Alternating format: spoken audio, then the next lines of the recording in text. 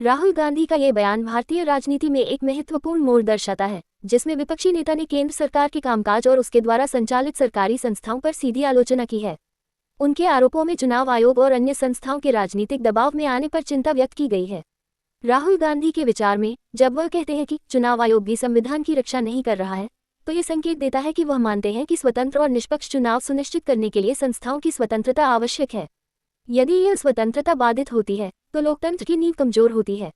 इसके साथ ही जब वह ये दावा करते हैं कि देश की सभी एजेंसियों को बीजेपी अपने हिसाब से कंट्रोल कर रही है, तो यह उन लोगों के लिए एक गंभीर चेतावनी है जो राजनीतिक तंत्र की पारदर्शिता और निष्पक्षता की रक्षा के प्रति चिंतित हैं।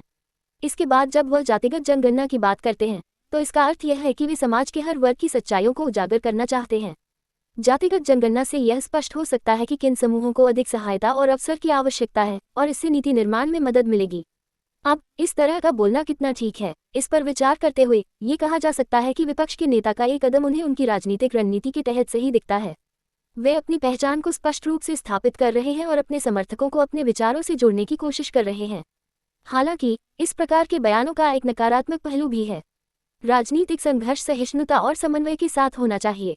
यदि आलोचना केवल व्यक्तिगत हमलों तक सीमित रह जाएगी, तो इससे राजनीतिक संवाद और सहिष्णुता में कमी आ सकती है।